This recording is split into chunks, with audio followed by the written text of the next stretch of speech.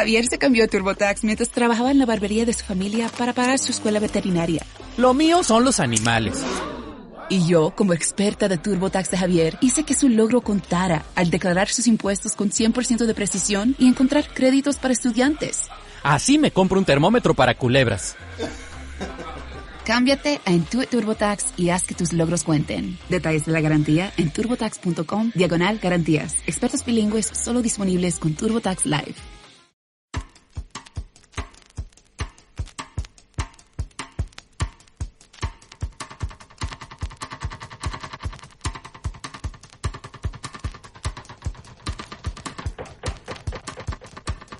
Hola gente de Cine con Acento, ¿cómo están? Habla Juan Carlos Lemus y hoy tengo nuevamente el gusto de poder sentarme por fin con Dani Arteaga desde Bogotá, ¿cierto Dani? ¿Cómo estás? Hola Juan Carlos, ¿cómo estás? Un gusto volver a estar acá presente después de algunos meses lejos, pero bueno, un gusto aquí estar de nuevo en Cine con Acento y espero estar más dinámico en los próximos programas. Un hiatus enorme, sí, qué falta nos hiciste, Dani. Y mi otro colega, más asentado en su silla, en su poltrona ya, desde Morelia, México. Miguel, ¿cómo estás? ¿Qué tal, Juan Carlos? ¿Qué tal, Dani? Siempre estuviste lejos, pero cerca, en nuestros corazones. Claro que sí. Métate un bolero, Miguelón. Va. Para la otra. Bien, perfecto. Antes de comenzar, quisiera a los que nos escuchan, por favor, que recomienden este podcast a sus amigos, a sus familiares, a los que les interese el cine, que conozcan. Y también, por favor, que se suscriban en nuestros medios de distribución, iVoox, Spotify, Apple Podcast, Google Podcast, y que nos sigan en las redes sociales. Estamos como con Acento Podcast en Twitter y en Instagram. Ahora sí, para comenzar, no sé quién quiere hacer las presentaciones. Dejémosle a Dani la oportunidad de que hable. Hoy vamos a hablar de un director danés, Nicolas Winding Refn. Pues bueno, es un director bastante controversial, digamos lo que es de esos directores que uno podría decir que en los que siempre hay opiniones divididas por sus películas, por un lado muy violentas algunas, y por otro pues muy llenas de espectáculo o unas atmósferas bastante impactantes, pero que realmente, o por lo menos en mi caso, logran cautivarme bastante. Es un director pues conocido por varias películas importantes para él, como Drive, que es como tal vez la que más se conoce o la que más ha sobresalido, primero que todo porque fue cuando obtuvo el premio a mejor director en el Festival de Cannes, pero por otras películas importantes como su trilogía Pusher o pues otra muy conocida también como The Neon Demon, y por su serie más reciente que es Too Old to Die Young, que pues se dicen que fue una... Y por sus peleas con Lars von Trier, no se te olvide, por ahí un asuntillo con su esposa, las peleas que tuvo con Lars von Trier, no hay que olvidarnos de eso también lo conocemos por esos episodios cómicos donde involucró incluso a su esposa y bueno. No pero podrías ampliarnos un poco ese tema. Chismes faranduleros. Bueno, creo que en alguna ocasión, no recuerdo en qué festival, Refn dijo que Lars von Trier intentó ligarse a su esposa. Y no sé, en algún momento Lars von Trier dijo algo acerca de él, la verdad tampoco le di mucha atención. Pero sí, he sabido que son casi pequeños enemigos esos dos daneses. Curioso, los ricos también lloran, sería esto, un episodio. Sí. Y es curioso, bueno, digamos, yo no sé, no estoy muy seguro de lo que voy a decir, pero digamos, este es uno de esos directores que yo catalogaría o metería en el mismo saco de esos que llaman como directores del cine de la crueldad, y como donde están por supuesto Lars von Trier, sí. Donde está Michael Haneke y donde está Gaspar Noé. Yo creo que pues precisamente Nicolas Winding Refn, aunque pues su gran influencia, como lo manifiesta, es Alejandro Jodorowsky, pero pues digamos cuando uno se relaciona con las películas de este director, pues a mí me recuerda mucho a Gaspar Noé en particular, por muchas cosas, como precisamente el tema del impacto visual, de los colores, el neón, la música electrónica, el papel que juega la música en las emociones. Yo los suelo como incluir como entre los hijos de esos que se suman, digamos, también a Lanthimos, por ejemplo, que son como pues esos directores de hoy que todavía juegan como a esa manera de impactar y como de controvertir también con su cine. Eso se le echa un poco en cara también a él, que la música, como está tan cerquita a nosotros y nos mueve tan fácilmente las fibras, entonces se le critica que las películas usan ese recurso para manipularnos, ¿no? Aunque la verdad sea dicha, a mí las bandas sonoras, sobre todo las que ha hecho Cliff Martínez con él, generan una atmósfera única para sus películas. Son realmente muy especiales y creo que están absolutamente bien puestas, obviamente con una intención, pero que va más allá de la simpleza de querer manipularlos. Creo que logra generar esas atmósferas.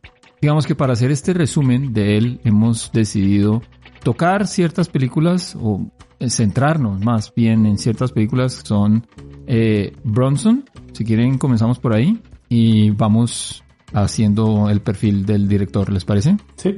Bronson, una película que habla de un personaje extremadamente violento y que quería pasar a la historia precisamente por su violencia.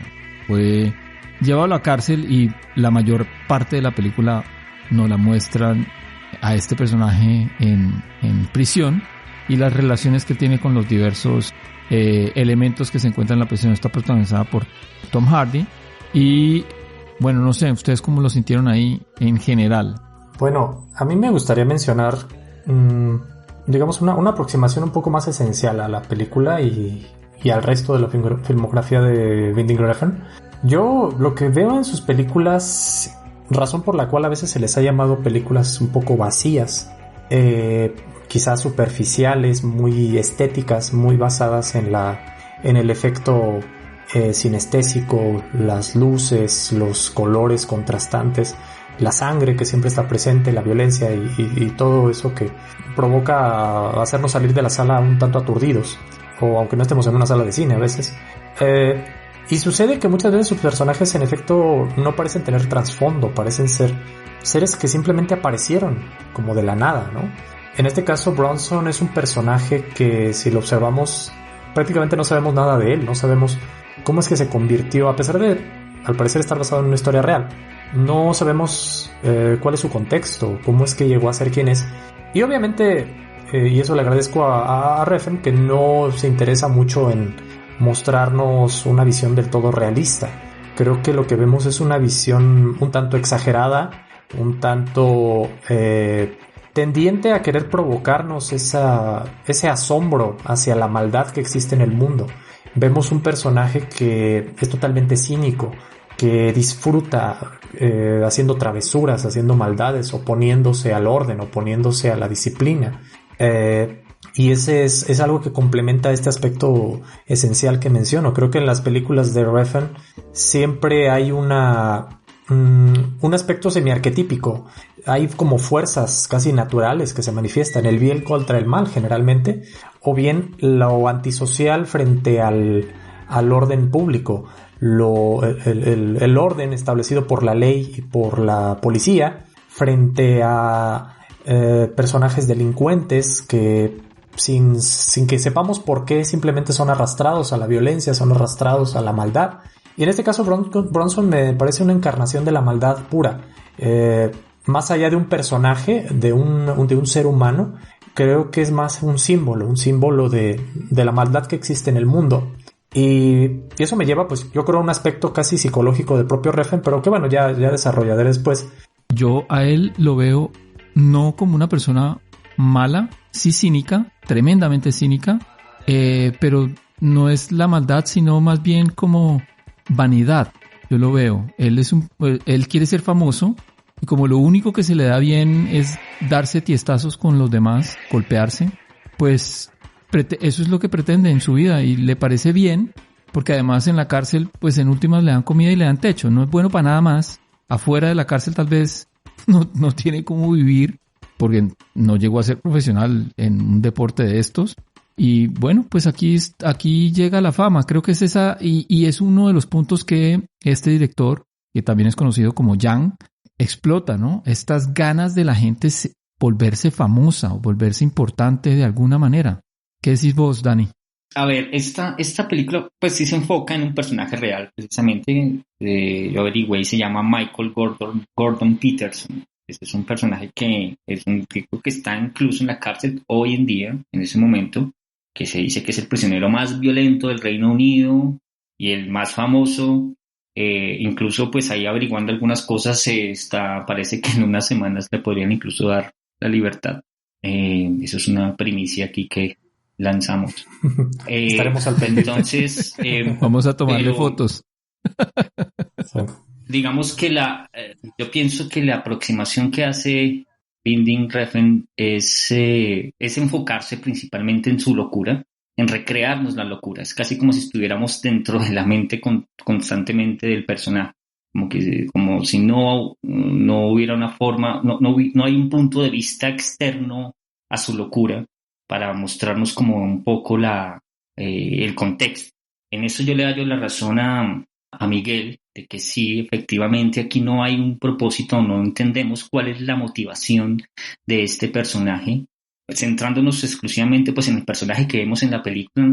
No quisiera saber si así es en verdad el personaje real, pero efectivamente es muy vacío en el sentido de que no hay una crítica evidente. Uno siente que de pronto las películas de Nicolas Winding Refn son una lucha contra el sistema, al parecer, pero es algo como que uno más o menos percibe, pero realmente no hay algo concreto que no lo demuestre. Yo lo que puedo extraer de aquí, además de que sí es asombrosa, sí es una película experimental, me parece a mí, sí es sorprendente pues la actuación de Tom Hardy, la música que acompaña la película, la música clásica que nos recuerda un poco pues ese contraste de la música clásica con la violencia, así como el estilo de La Naranja Mecánica. Uh-huh. Sí hay unas escenas pues muy rescatables, muy elocuentes en el sentido estético, no en el sentido de la información o el mensaje, pero lo que yo ya alcanzo como a dilucidar un poco es que es como si esta fuera una de esas películas que nos hablan de cómo alguien lucha por lo que quiere y lo logra, ¿sí? Como esas películas de superación, solamente que estamos viéndolo desde el otro lado. Alguien lucha por lo que quiere, pero en contravía de toda lógica ética, de toda lógica moral o social, pero finalmente es alguien que por su adicción a la violencia, incluso por su adicción a estar en la cárcel, pues uno podría concluir que su apego a la cárcel, a ese lugar que ya lo reconoce como suyo, porque recordemos que el personaje entra a la cárcel para cumplir una pena de 5 o 7 años, una pena corta. No, es más, creo que eran meses, ya no recuerdo bien. Sí, lo meten a la cárcel por una pendejada. Exacto. Y ahí es donde viene lo que yo decía, Dani, realmente él se siente cómodo ahí porque es el lugar en donde él resalta. Él es importante. Exacto, y hay algo paradójico pendejo. Y es algo que pues después ya pensándolo uno lo encuentra hasta atractivo, y es esa paradoja de que es el único lugar donde él se siente libre, porque es donde puede sentirse quien realmente es, y es ese ser violento, agresivo.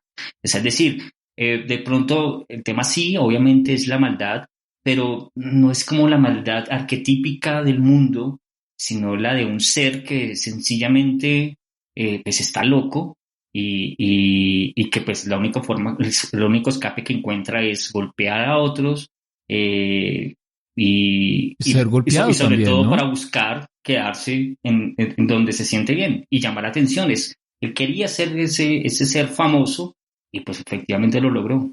Bueno, todavía hoy estamos hablando de él y que pronto va a salir de la cárcel y todavía tiene ese mote.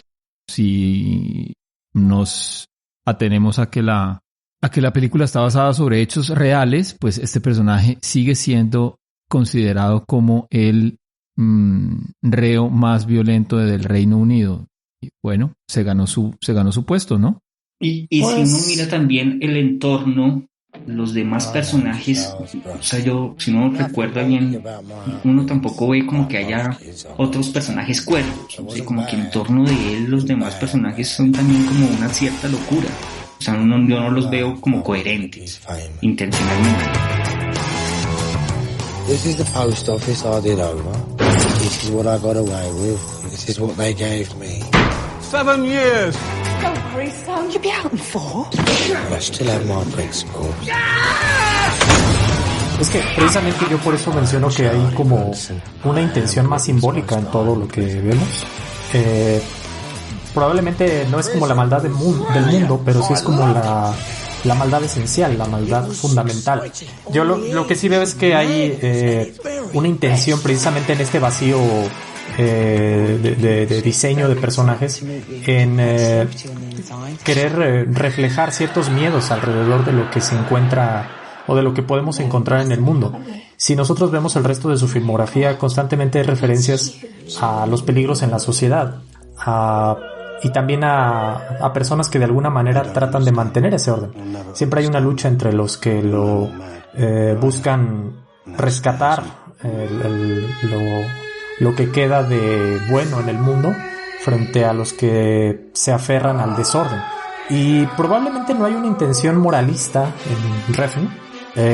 Sí creo que él es un poquito temeroso del mal del mundo, y ahorita mencionaré también por qué, pero creo que él más bien siente una fascinación por la maldad, siente una fascinación por la violencia, por esa violencia que tiende a descomponer el mundo, a desequilibrarlo, a arrastrarlo a la locura, a arrastrarlo a una situación infernal, apocalíptica, en fin.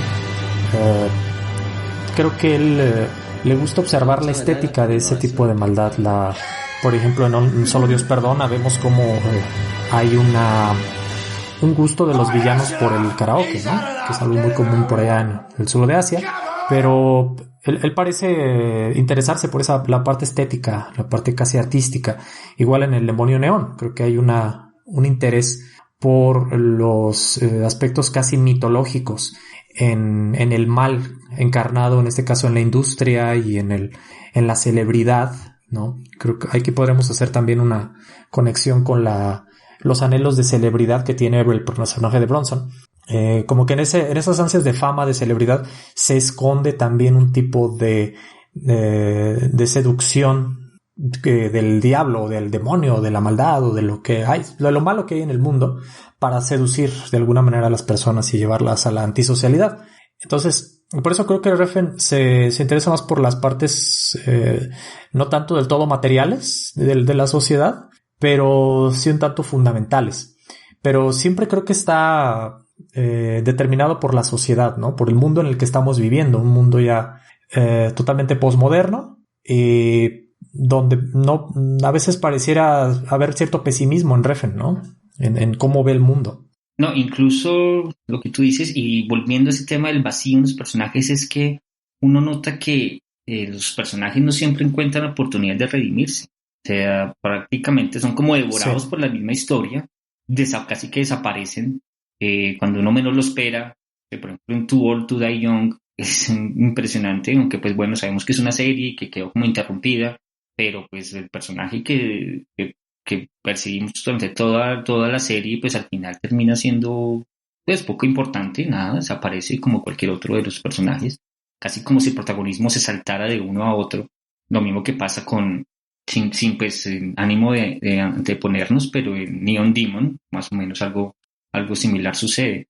Entonces los personajes casi que no tienen como esa oportunidad de redimirse. En Bronson, digamos, no sé qué tanto podría suceder esto. Digamos que el personaje finalmente logra lo que sueña, pero pues no hay un cambio en el personaje. El personaje no se transformó en ningún momento, siguió siendo el mismo siempre. Algunas palabras de Miguel antes de que empezáramos a grabar.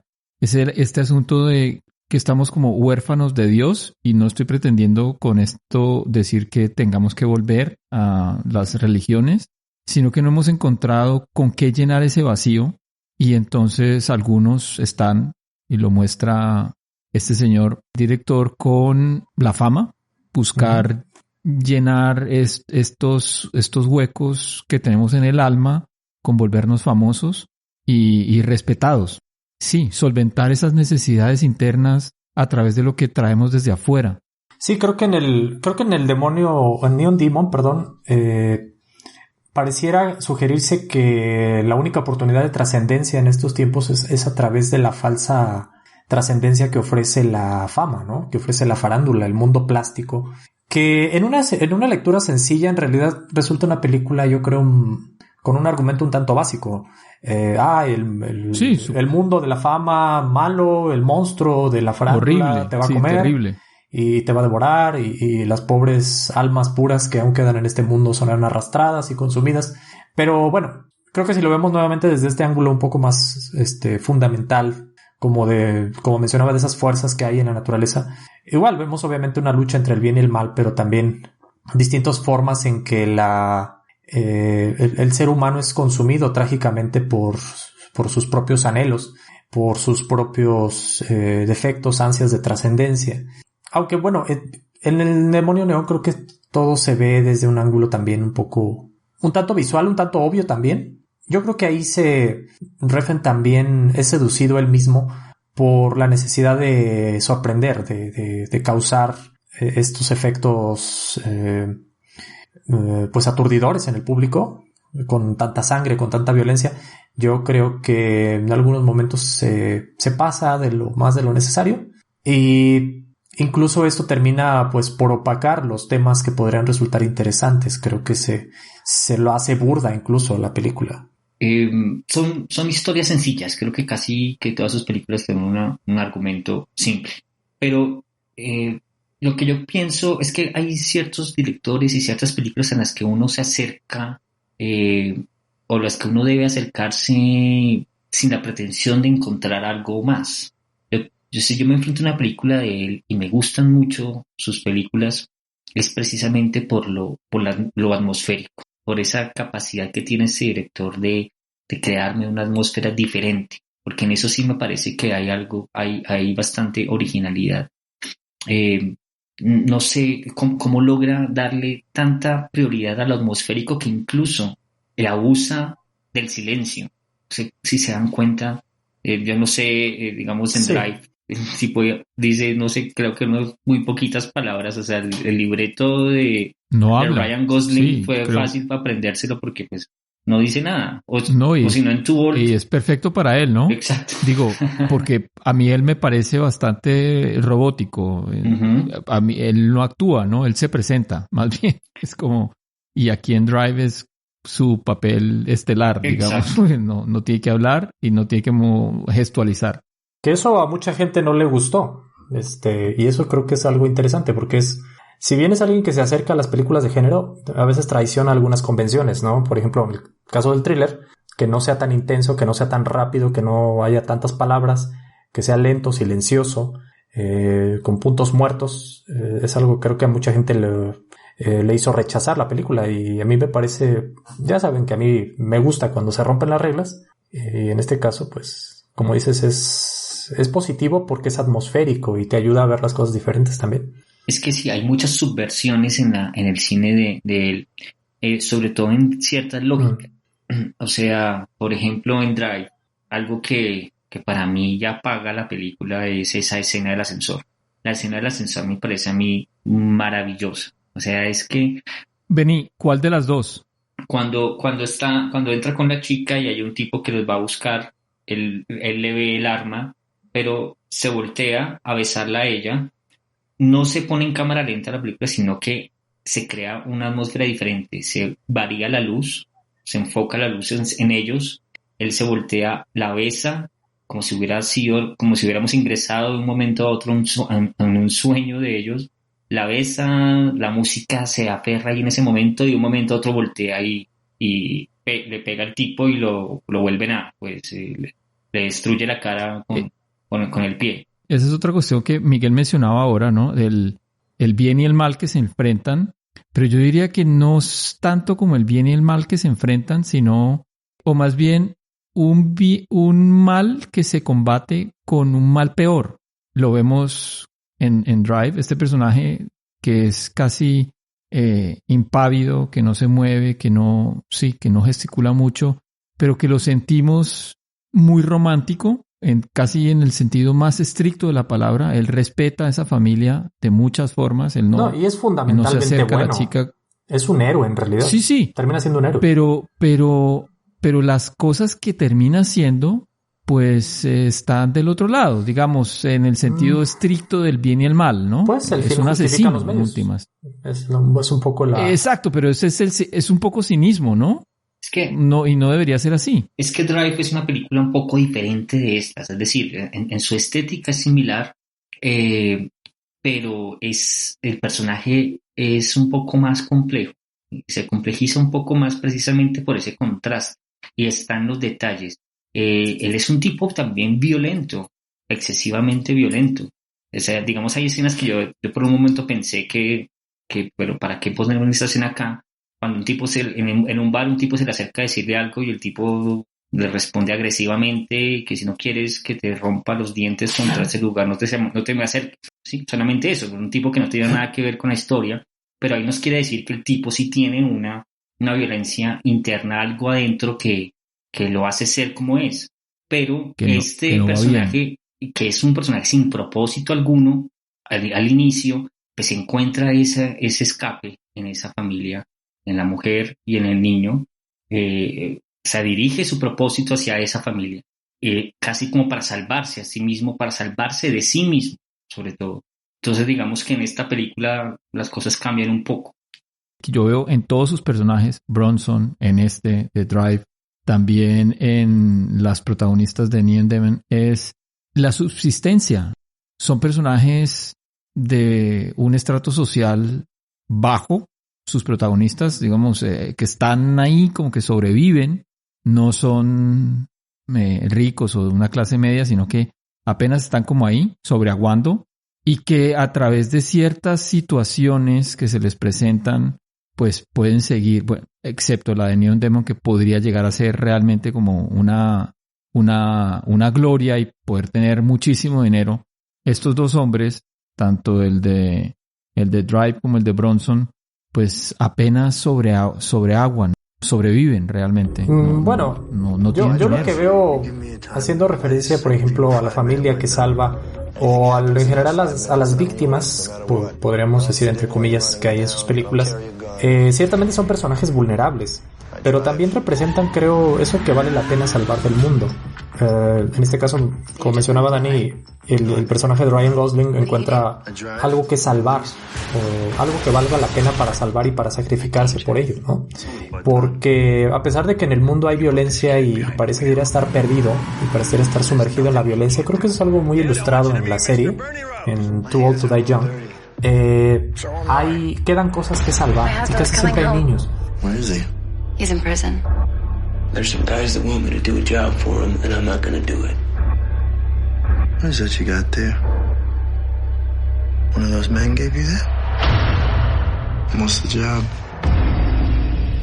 Yo me remontaría a su primera trilogía, la trilogía de Pusher, donde vemos, por ejemplo, personajes que de alguna manera son arrastrados a la violencia cuando ellos no lo quisieran, y a veces son rescatados por un vínculo familiar, o por ejemplo en el caso de la segunda parte donde actúa Mads Mikkelsen, él se trata de rescatarse a sí mismo a través de rescatar a un niño, donde al final huye con él, no se sabe muy bien qué pasa, pero bueno, de alguna manera lo rescata y se redime también. Entonces siempre hay como esta necesidad de lo que mencionaba, de ilustrar las fuerzas que ponen el desorden y ponen la maldad en el mundo contra las fuerzas que intentan salvarlo, pero también qué es lo que vale la pena salvar de ese mundo. Y aquí también me gustaría mencionar, hay una película que yo creo que aquellos que estén interesados en este director se deberían verla. Hay un documental que se llama Gambler, que es del 2006, una directora danesa también, en donde se ve qué es lo que pasa exactamente con Wyndham Refn después de realizar su primera película. Hace su primera película y le va muy bien, intenta hacer una segunda parte, pero resulta que tiene demasiados problemas, se va a la quiebra, y lo que vemos ahí él, sobre todo, es a una persona, un hombre de familia, es alguien que está muy pero muy preocupado por su esposa y sus hijos, constantemente las menciona, constantemente habla de lo mucho que le importan y de cómo sus proyectos son, pues, para ellos, ¿no? Para sostener a su familia. Y haciendo un repaso, Ajá. Su primera película fue en 1996, Pusher. Sí. Una película también que habla sobre un asunto de drogas y pequeños, muy, muy, muy pequeños mafiosos en su natal Dinamarca. Sí, que llamó la atención por retratar una Dinamarca completamente alejada de la visión popular. Una Dinamarca sucia, corrupta. Y más cercana a un Transporting, ¿no? Por allí. Quizá un poco, pero aquí el personaje se debate más entre el dilema moral de tener que arrastrarse a cometer actos totalmente antisociales para poder de alguna manera salir adelante, ¿no? Es alguien que es arrastrado a la violencia. En el sentido de la suciedad, del pedazo de sociedad sucia que nos muestra de un país que para nosotros, los latinoamericanos, está puesto como el deber ser, ¿no? Como allá tendríamos que llegar. Sí, es el lado feo. Los nórdicos. El lado decadente de Dinamarca. Y como decía, la manera en que vivió entre una película y la segunda parte fue de muchísimos problemas, pero yo sí enfatizo esta parte en lo mucho que a él le importa la familia, los hijos, y otra vez en la serie esta de Too Old to Die Young vemos la preocupación por el mundo que se le va a dejar a los niños del futuro. ¿Qué le vamos a dejar, no? Y yo siento que esto es algo que está presente en prácticamente todas sus películas. La preocupación por el mundo que va a quedar después de tanta violencia, después de tantas cosas horribles que vemos. Creo que en Neon Demon está también un poco evidente, ¿no? Como que pareciera que el mundo va a ser tragado por la maldad del comercialismo y de la estética superficial y de lo plástico. En Bronson, bueno, quizá es una maldad un poco contenida y casi hasta satirizada, ¿no? Pero es una maldad que está ahí, cuyo origen es desconocido, es más aterrador, ¿no? Incluso en Valhalla Rising, que es una película muy interesante, donde Mads Mikkelsen interpreta a un vikingo, también ¿Sí te hay gustó? como una lucha. Me gustó bastante, porque casi no tiene diálogos. Era como sencillamente ver la violencia por la violencia, ¿no? Esa no me gustó. Bueno, creo que es un mito del hombre contra la naturaleza y del hombre contra igual, tratando de guardar el orden y enfrentándose a las fuerzas del desorden. Entonces, creo que siempre hay esta preocupación por el orden de parte de Refn, lo cual a mí me parecería irónico considerando que es danés y que tendría que ser muy liberal y no tendría que pensar tanto en términos morales. Pero bueno, creo que sobre todo siento leer en él una preocupación que viene de su faceta como padre, ¿no? Obviamente un padre quiere que el mundo sea bueno para sus hijos. Lo que pasa es que en estos directores, esos que llaman del cine la crueldad, pues que uno los ve como tan intransigentes, que buscan subvertir y criticar pues ese sistema y esa moral, pues eso es precisamente lo que los hace más morales, porque uno a veces piensa que alguien, un artista, critique la moral establecida, lo hace inmoral, pero no, es lo contrario. Es cuando tú criticas la moral establecida lo que te hace más moral, porque estás preocupado por esa moral establecida y porque debe haber una moral distinta. Y tal vez eso pase con este director.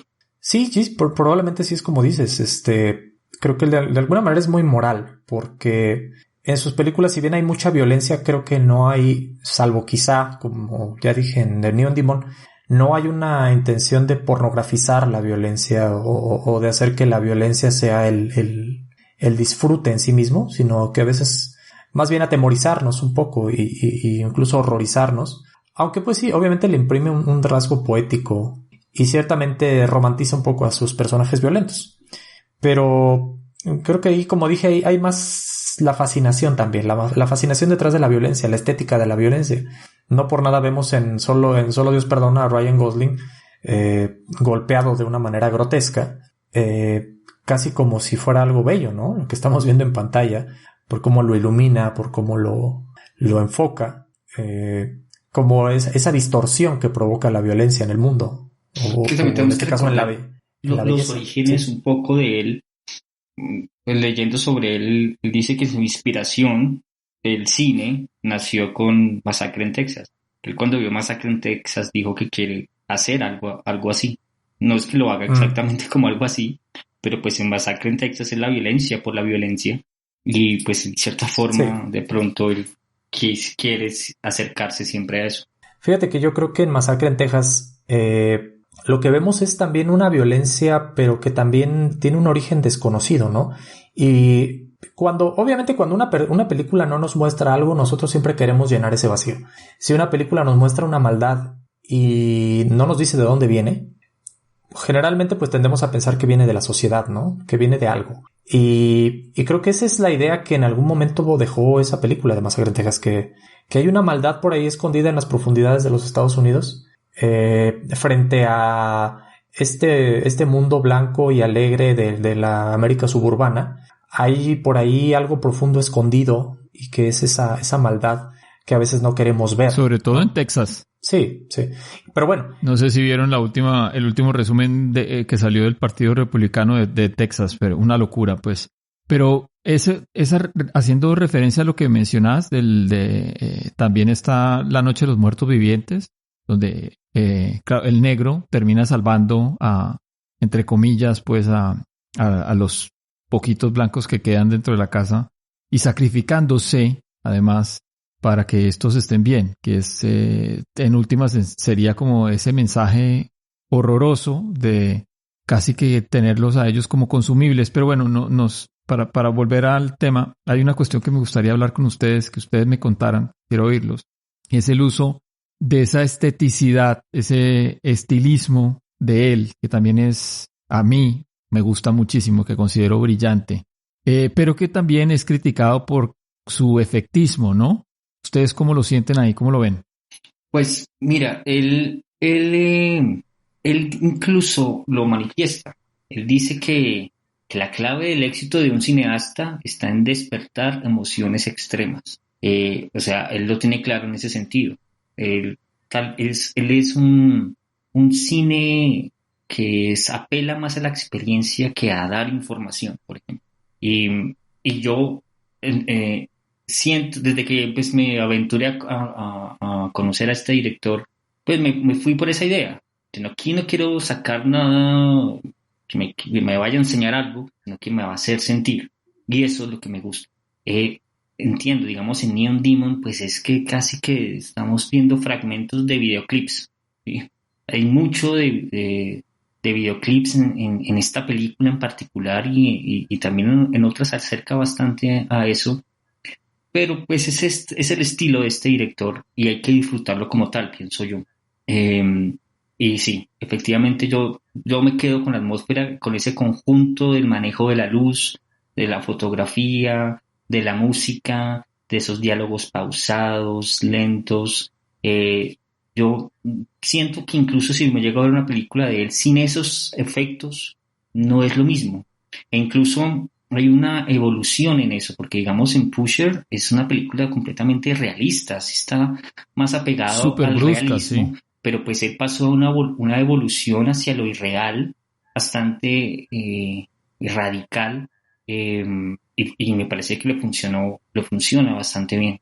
Sí, a mí me agrada un poco más el reference de Drive y un poco el de Only God Forgives.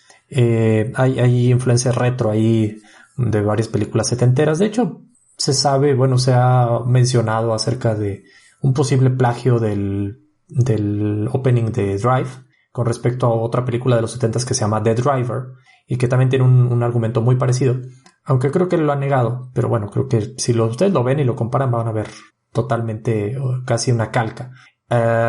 Y sí, estas referencias retro, estas referencias estéticas con la luz, con los colores, por esa sensación sensorial, ¿no?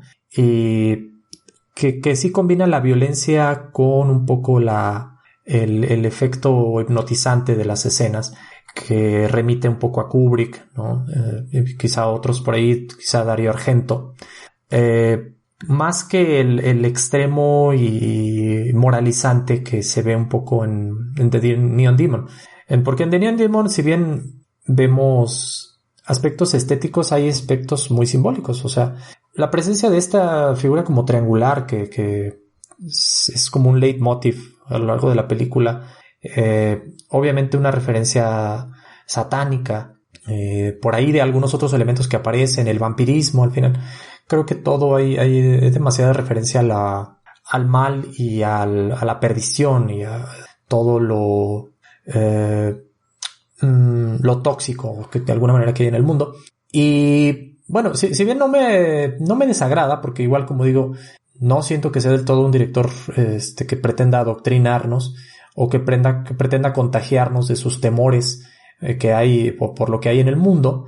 Sí creo que cuando menos trata de imprimir algo propio, algo auténtico de sí mismo. Y eso siempre es bueno, ¿no? Siempre es bueno que los directores sean honestos y que nos muestren su visión, su cosmovisión a través de lo que hacen. Yo creo que es un director que solo por eso es interesante. Yo no digo que sea tan genial, sí lo disfruto, pero me parece que hay cierta honestidad en su cine. Eso yo siento que está muy bien. Concuerdo con el asunto de no todavía catalogarlo como genio, pero sí me llama tremendísimamente la atención y, como dijo Dani, su progresión me ha fascinado. Sigo pensando que su más lograda película es Drive, para mi gusto, pero The Neon Demon y la serie que vino después, Too Old to Die Young, me conmovió profundamente por lo que muestra, por las formas en que lo muestra. Me acuerdo una escena en particular de esta Too Old to Die Young cuando la que comanda está cruzada contra la pedofilia, que es una mujer que tiene como una especie de retiro espiritual, empieza a bailar porque sabe que algo malo le va a pasar. Y wow, es realmente supremamente potente, ¿no? Como sí, tratar de liberarse de cualquier pensamiento a través de mover el cuerpo y fíjate que ahí, por ejemplo, en esa serie es interesante porque vemos una muerte del el tradicional agente guardián del orden, que es la policía, para cederle el poder o el bastón de mando en la defensa de lo justo a pues personas que se mueven tradicionalmente. Un vengador, ¿no? Sí, un pecador o gente que se mueve en la ilegalidad, ¿no? Entonces, no digo un vengador, porque es más eso, también un castigador. Y también hay es un agente ilegal. Y que también están pues metidos en el progreso social en términos de la sexualidad, ¿no? Personajes pues básicamente de género fluido o que no se ajustan a las convenciones tradicionales de la identidad sexual, y que pues te habla también un poco de esto de dejar atrás la idea tradicional del orden, cuya batuta la lleva la policía, que es ya más bien ahí tratado como un símbolo del fascismo, y dejado a lo que tradicionalmente es visto como un agente antisocial, que puede ser los cárteles o ciertas agrupaciones quizá parecidas a la autodefensa, o simplemente de ciudadanos que toman de alguna manera el control del orden en sus manos. Y quizá no es que él proponga un nuevo tipo de orden, ¿no? Simplemente pues creo que es otra vez exponer sus temores, de la maldad tan terrible que hay, por ejemplo en este caso en la frontera con México y Estados Unidos, y cómo de alguna manera hay quienes intentan rescatar de este horror al mundo. Está el policía, está después esta chica que mencionas. Entonces, pero sí, el aspecto sensorial y el aspecto estético es, yo creo que lo que más impone, ¿no? Más allá del argumento.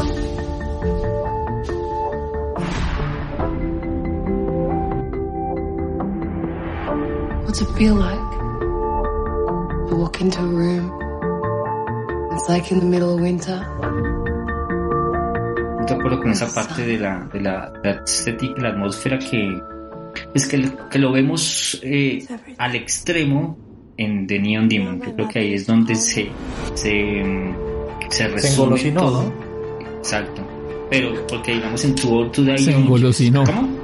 Sí. Sí, se engolosinó. Sí, creo que es una buena palabra para eso. Exactamente, ahí fue como que lo llevó al máximo. Igual creo que la temática de la película lo permitía bastante, ¿no? Porque sí, además quizás pues el lo nombre, alarga incluso. sí, el nombre de la película incluso pues de Neon Demon es que para mí ese demonio es Los Ángeles como tal, que es sí, uno Esa era mi pregunta que venía. no es tanto ella, no es Los Ángeles como ese demonio y ella, es decir, ella se convierte en la amenaza que hay que destruir. Es ahí donde está otra vez esa subversión de los valores, ¿sí? Ella es la amenaza y las mujeres pues que son de Los Ángeles son las mujeres que ya se han asentado en Los Ángeles y que ya tienen un recorrido, recurren a ese vampirismo, a ese ritual de alimentarse de la sangre de quien es bello y virgen para robarse su belleza. De lo nuevo. Sí, y para aniquilarla y volver al statu quo de lo que está bien, que no va a llegar aquí nadie pues a imponernos nada diferente. Sí, que quizás es también una metáfora de lo que ya es California, ¿no? En California hay un culto excesivo a la belleza, ¿no? El mundo, Miguel, diría yo, ¿no? Pero o sea, creo que Los hace Ángeles mucho rato el culto a la juventud, a la belleza. Tal vez hoy podríamos decir que sea la capital del mundo, reemplazando un poco a la que fue Nueva York. Pero este asunto de la moda, de lo joven, de lo juvenil, pues ya llevamos, no sé, 60 años en esto, un poco más, dedicados a exaltar y ahora tal vez porque los magnates de Silicon Valley están tratando de encontrar el elixir de la juventud, podríamos poner el énfasis en Los Ángeles y en California. Pero no es nuevo, no es algo que haya nacido ahí. Exacto, y precisamente por eso es que la noto un poco débil esta película argumentalmente, porque pareciera sacar una alarma hacia algo que ya, no sé, ya es viejo, ¿no? Ya es tema viejo, conocido, ya tratado, ya visto. La juventud ya es tema viejo, sí. No, la juventud arrastrada por el comercialismo, por las modas, por el culto a la belleza y esa corrupción que se genera en los jóvenes a causa de ser arrastrados a esa cultura, etcétera, etcétera. O sea, no sé, es como que se siente ya una alarma como del viejito que grita, ay, malditos jóvenes, con sus modas, con sus, cosas satánicas, yo qué sé, ¿no? Como que así se siente un poco, se siente como una alarma, rancia. Pero bueno, por eso es mejor no pensarla tanto, como dice Dani.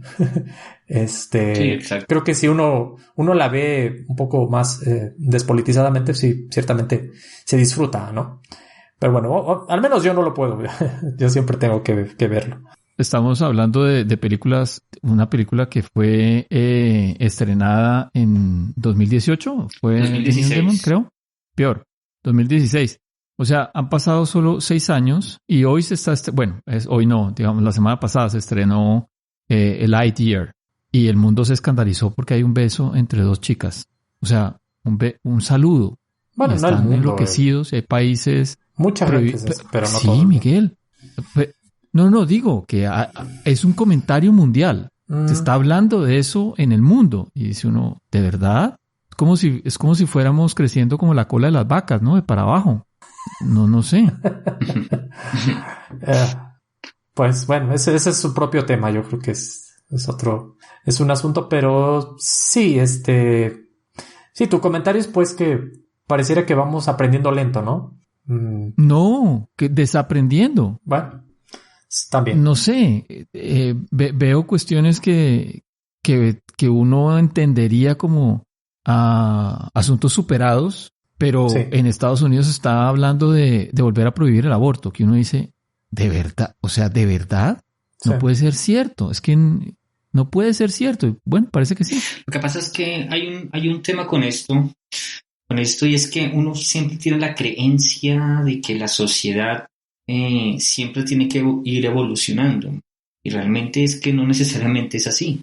La sociedad puede ir evolucionando, pero puede tener unos retrocesos, unas caídas al vacío, volver a subir. La misma pandemia nos mostró y nos reveló una cantidad de cosas, pero pues no siempre la sociedad, lo que dices del aborto en Estados Unidos, por ejemplo, que creo que ya es una realidad en un estado en particular y que de ahí se puede expandir a otros estados, pero es precisamente por eso, porque aquí el tema no es solamente de evolución, aquí es la evolución es un tema de lucha constante, ¿sí? Y esas luchas a veces se pierden.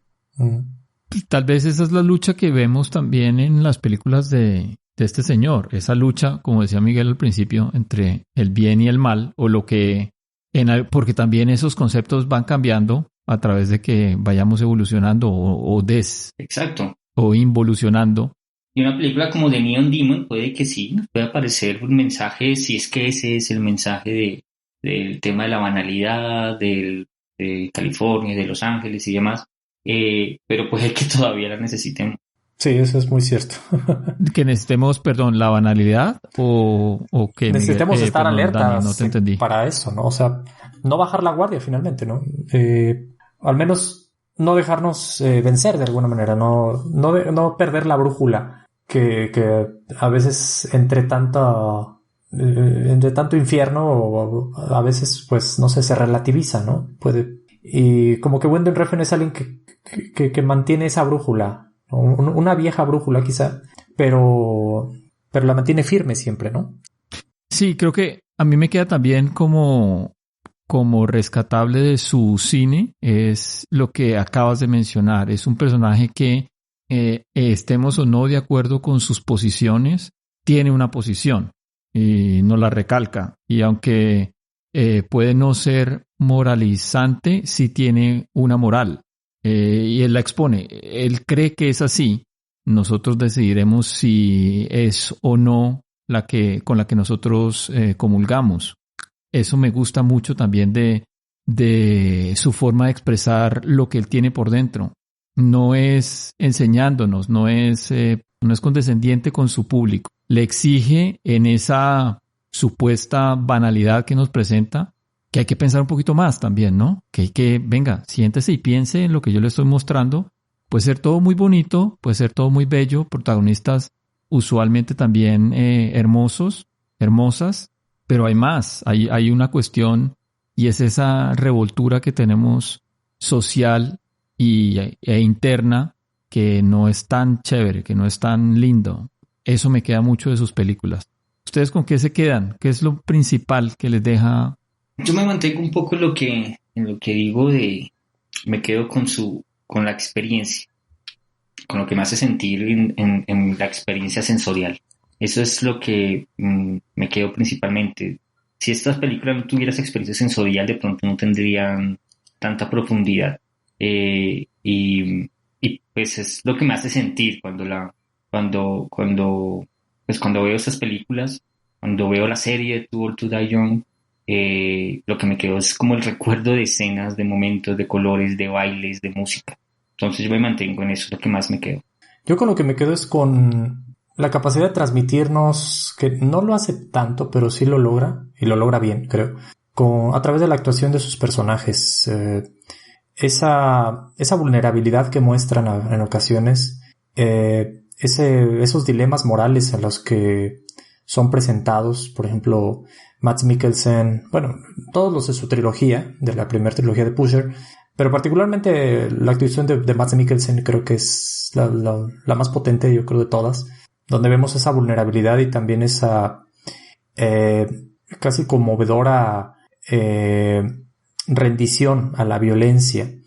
En el caso, por ejemplo, de Drive, Ryan Gosling, también esa tristeza ante la necesidad de la violencia, ¿no? Igual un poco en Only God Forgives. La manera en que conmueve a través del personaje que se quiebra frente a la duda, la duda moral, el dilema ético que se le presenta casi existencial, casi fundamental. Eso es algo, creo que tiene mucha potencia, que es ahí principalmente donde radica esa capacidad transformadora de su cine, de generarnos a nosotros la reflexión alrededor del mundo en el que vivimos, de las decisiones que tomamos, de que a través de nuestras decisiones podemos redimirnos o no, ¿no? Entonces, yo creo que eso es lo más fuerte y lo más interesante para mí. Bueno, no sé si ustedes quieran agregar algo más. No, pues que lo vean. Sí, hay que ver ese director, hay que explorarlo bastante. Vean la trilogía de Pusher, que es muy buena, la verdad. Creo que no tan conocida, pero vale mucho la pena. De acuerdo, creo que es otro cine danés de lo que nos había mostrado su... Sí, aunque creo que un poco heredero del Dogma 95, ¿no? Tiene por ahí rasgos. No sé, ¿vos crees? Yo lo diría que no sé. Tal vez, no sé. En algunos detalles. No mucho, no sé. O sea, ese tipo de realismo sucio creo que ya venía cosiéndose por ahí. Pero pues aquí lo vemos ya mucho más social, más... En otro espectro social, ¿no? Los de Dogma lo veía como muy clase media alta. Sí. Aquí estamos abajo. Sí, sí. Y bueno, pero a los que llegaron hasta acá, les recuerdo por favor de suscribirse, de compartirnos. Estamos en iVoox, Spotify, Google Podcast, Apple Podcast y de seguirnos en las redes sociales, Twitter, Instagram. Estamos como con acento. Muchas gracias, Dani. Gracias por volver a sentarte acá con nosotros. Gracias, Miguel. Gracias, Dani, Juan. Gracias a ti, Juan Carlos y Miguel. Nos pillamos. Gracias. Chao. Chao. Javier se cambió a TurboTax mientras trabajaba en la barbería de su familia para pagar su escuela veterinaria. Lo mío son los animales.